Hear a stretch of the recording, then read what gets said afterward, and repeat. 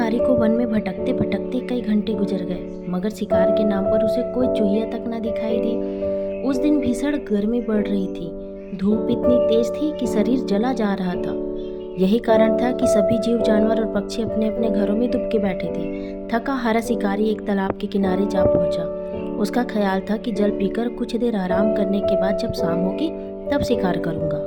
मगर जब वह तालाब के किनारे पहुंचा तो उसने देखा कि एक घने वृक्ष की छांव में एक हिरण मजे से चर रहा है। शिकारी ने सोचा कि क्यों ना पहले इसका ही काम तमाम किया जाए, कहीं ऐसा ना हो कि पानी पीने के चक्कर में यह हिरण हाथ से निकल जाए।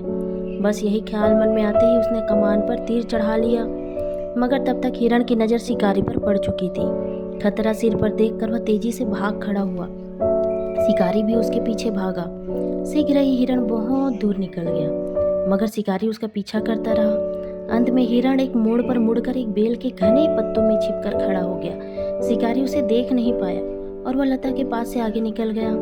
कुछ पलों तक हिरण दम साधे खड़ा रहा, मगर जब उसे विश्वास हो गया कि शिकारी बहुत दूर निकल चुका होगा तो खतरे को टल गया जानकर अपने भाग्य को धन्यवाद दिया तथा उसी बेल के हरे हरे पत्ते चबाने लगा जिसने संकट की इस घड़ी में उसके प्राण बचाए थे। मगर शिकारी अधिक दूर नहीं गया था। दरअसल उसे शक हो गया था हिरण यही कहीं आसपास छिपा हुआ है और उसे धोखा दे रहा है। उसका ऐसा सोचना ठीक भी था। अचानक उसने पत्तों के सरसराने की आवाज़ सुनी तो चौंक कर पलटा।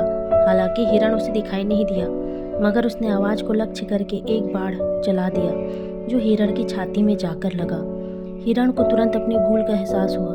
वह मरते समय बोला, मुझे मेरी कृतज्ञता का उचित दंड मिला है।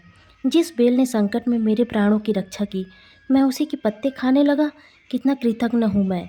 उपकार करने वाले का कभी अहित ना करो।